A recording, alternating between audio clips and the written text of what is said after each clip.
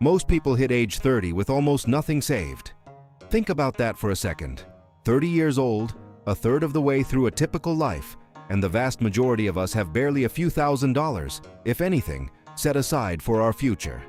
This isn't just a number, it's a stark reality for countless individuals, perhaps even you. You might be watching this right now, feeling that familiar knot in your stomach, wondering how you'll ever get ahead. You work hard, maybe even have a good income, but it feels like you're constantly running in place, always one unexpected expense away from disaster. That dream of financial freedom, of truly owning your time and choices, seems like a distant fantasy. The truth about financial freedom is that it's not about how much you earn, but how much you keep and how wisely you manage it. For too many, the cycle is brutal. Paycheck comes in, bills go out, and before you know it, the money is gone. You're left with the same anxieties, the same feeling of being trapped by obligations, even if your salary looks good on paper. It's a frustrating reality to paycheck when you know you're capable of more. This isn't a problem unique to a few. It's a widespread struggle, a quiet anxiety that many carry, hidden behind a facade of normalcy. People go to work, they smile, they make plans, but underneath it all, a constant worry about money gnaws away at them. They are the viewer, silently grappling with financial unpreparedness, constantly battling the antagonist that is financial illiteracy. This pervasive lack of financial knowledge and poor habits hinders wealth building, keeping us stuck. Financial ignorance is not bliss. It's a slow financial decline that creeps up on you, silently eroding your peace of mind and your future possibilities. It's the feeling of watching your peers seemingly thrive while you're just trying to keep your head above water. You see others buy homes, travel, or start businesses, and you wonder if you're missing some crucial piece of information. The good news is, you're not alone, and the path to clarity is often simpler than most people imagine, yet it's frequently overlooked. What truly constitutes financial stability by age 30? What does it mean to have enough, to be secure, to be truly free? We're going to explore that, and I promise you, the answers are within reach. The solution isn't some complex secret. It's a series of disciplined choices that anyone can make, starting today.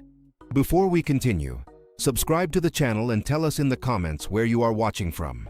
Our journey often begins with a sense of boundless possibility. We leave high school, full of dreams, heading to college or diving straight into our first jobs.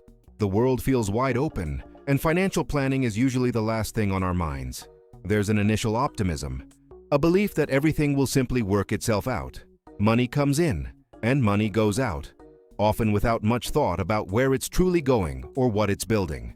We're young, we're ambitious, and the idea of saving for a distant future seems almost silly when there's so much to experience right now. This is where the viewer, eager to embrace life, often takes their first steps into the world of financial illiteracy. Life quickly takes over. That first job brings a steady paycheck, maybe even a decent one. But it also often comes with student loan debt, car payments, and the subtle, pervasive pressure of consumerism. Everyone around us seems to be buying new gadgets, going on exciting trips, or eating out at trendy restaurants.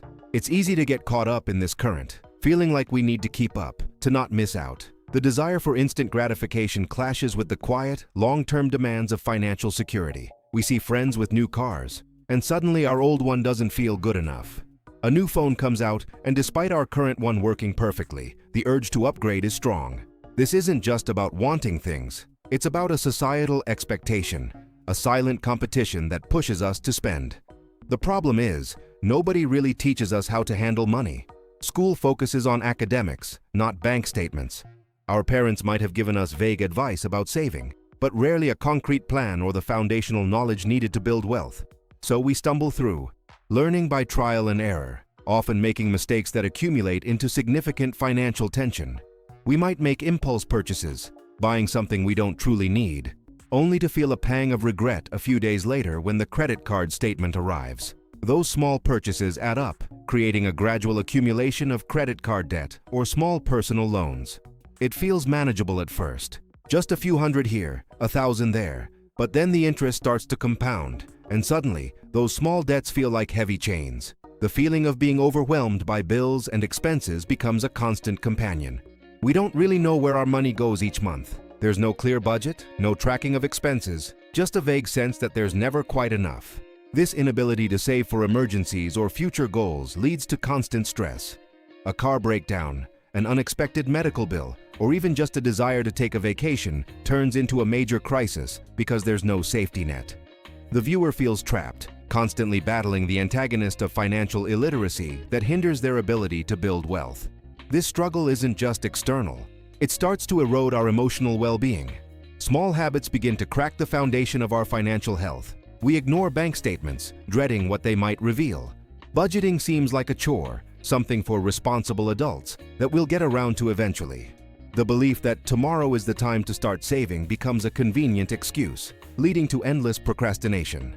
This constant worry about money impacts everything: our relationships, our sleep, our peace of mind. Arguments about finances become common. Our focus at work might suffer.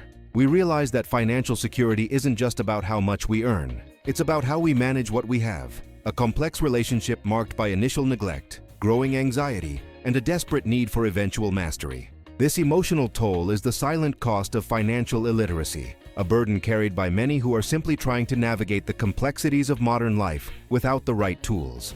Then, for the viewer, a turning point often arrives. It's rarely a gentle nudge. More often, it's a sharp jolt that forces a look in the mirror. For some, it's a financial emergency, a car breaking down with no emergency fund, or a medical bill that throws them into a panic. For others, it might be a conversation with a financially savvy friend who casually mentions their investment portfolio, sparking a realization that something is missing.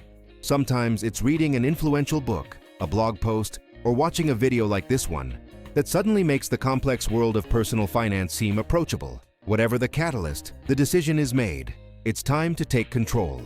This decision, though daunting at first, marks the beginning of overcoming the antagonist of financial illiteracy. The initial steps are usually small but significant. It might start with simply looking at bank statements, really looking, for the first time.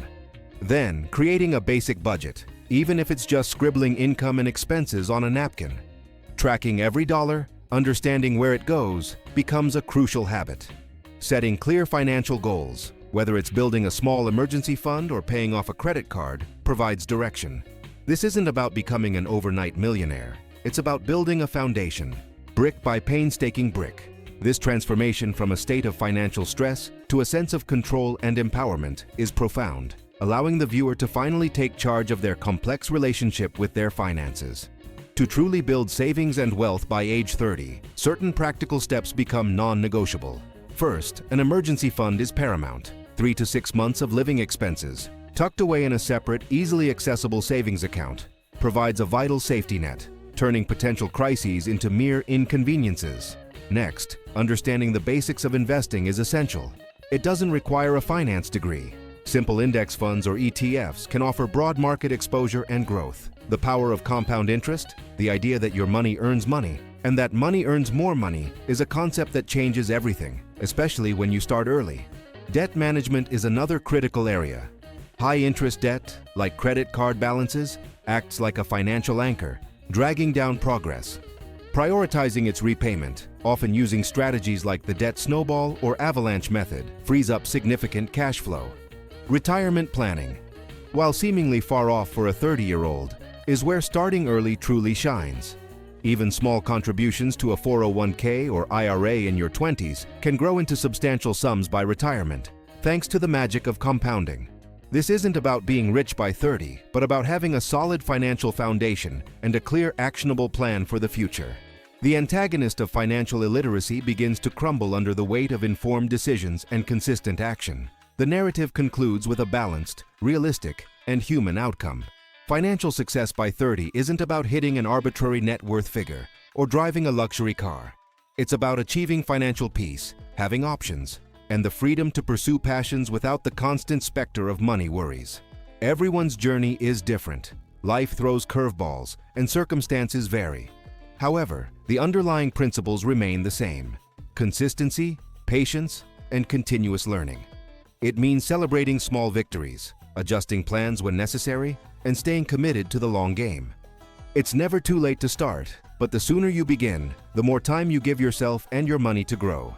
This journey transforms the viewer's complex relationship with their finances from initial neglect and growing anxiety to eventual mastery. The ultimate goal isn't just accumulating money, but building a life where money serves your goals, rather than controlling them. Your financial future by 30 isn't a mystery. It's a choice you make, one disciplined decision at a time.